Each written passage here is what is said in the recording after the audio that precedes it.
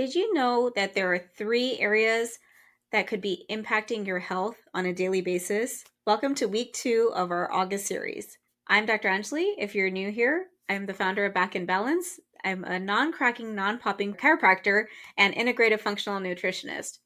I really love helping families navigate the journey from preconception to postpartum parenthood and all that entails. Today, we're going to be talking about the three foundational areas that shape your health, especially for women over 35 who are trying to conceive, who are pregnant, or in that postpartum phase.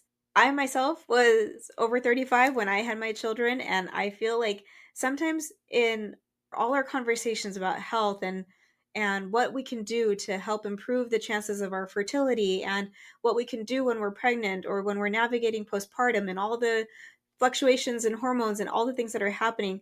A lot of times we have conversations that are kind of focused on one, maybe two things, but a lot of times there aren't three components that are looked at. And so that's what we're here to talk about today. We call them three pillars, and it's structure, function, and emotion. So if you've heard me speak before, we've talked about the different aspects of what can contribute to our stress and what contributes to our symptoms and what contributes to our challenges, especially when it comes to symptoms or our health challenges, right? Things that impact what we would like to live our lives like and instead are struggling with or being limited by. So let's talk about structure. That includes things like our posture, our spinal alignment, and how our body will physically hold stress, right? So maybe you've had the experience that you were in a car accident, or maybe you slept funny, or maybe you were sitting in front of the laptop on the couch or on your phone too long, scrolling all day long, and that created some neck discomfort or low back discomfort. But our posture, our spinal alignment, and how our body physically holds stress can actually greatly impact not only our fertility, it can impact our energy levels, it can impact our whole experience during pregnancy and postpartum if you're dealing with nursing mother's neck, which was like the original tech neck. So, all of these things can be impacted by our physical structure, right? Then it looks at how structure correlates to function. So, yes, I'm a chiropractor, and yes, I do functional nutrition because I find that it is virtually impossible to separate structure from function, right? The nerves that are coming from our brain go in down our brainstem, going into all the different tissues of our body and carrying that information to and from our brain through the nervous system is impacting our structure, right? So, as a chiropractor, we're looking at your spinal alignment, but it's also impacting the quality of information that is getting communicated from the nerves.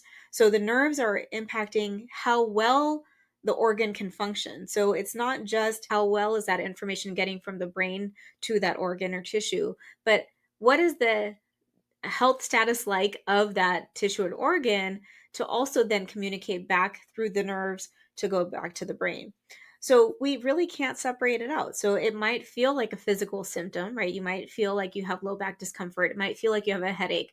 It might feel like something really, it's a physical symptom. It must be a physical cause, but it could also be something nutritional or chemical, and that's impacting the function of our body.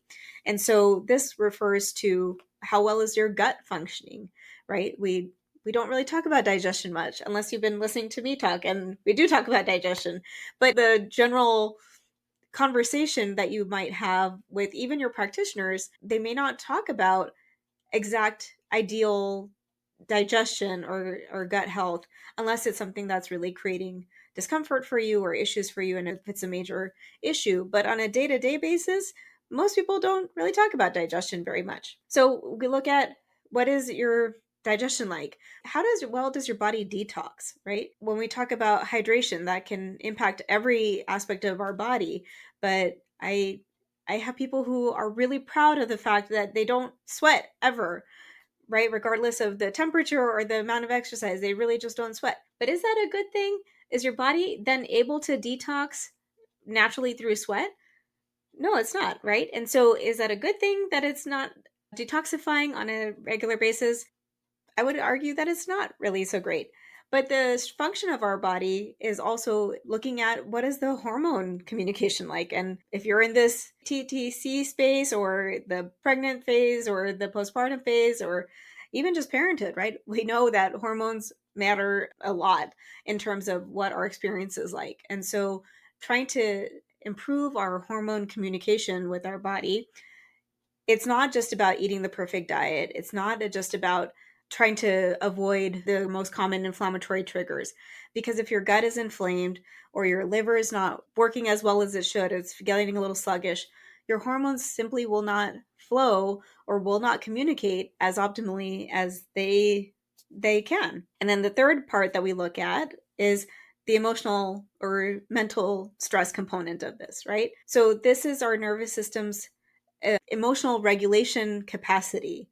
So, how well we manage emotional stress, right? Do you tend to feel like you just need to bury yourself and just shut off all communication? Do you get upset and do you yell? Or does it mean that you just feel overwhelmed? Or does it send you into feelings of anxiety? Or what does that feel like for you when you feel emotionally or mentally at your limit for your bandwidth? It also impacts how we handle transitions, right? So you can have good types of stress in that you could be really excited. Maybe you've been trying to conceive for some time, you're finally pregnant. Maybe you have just gone through birth and you have this beautiful baby in your home as a new expansion to your family. So it can be a good feeling, but how do you respond to transitions, right? Because things are always changing in some capacity. Some changes are obviously bigger than others, but how do you handle change? And how do you handle expectations, right? I am a recovering perfectionist because I had expectations of like this is how my life is going to look like. This is how my day is going to look like. This is what I'm going to do. This is what I'm going to achieve. And some of those came true, some of those didn't come true, but how do I handle my expectations?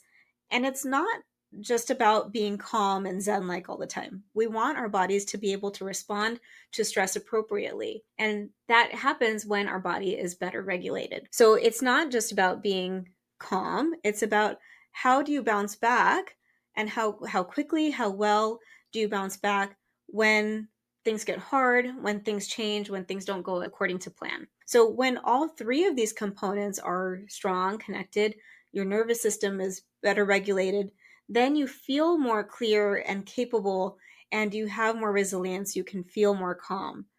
If any one of these components is off, then your body has to work harder to compensate. And that's what will typically lead to our burnout.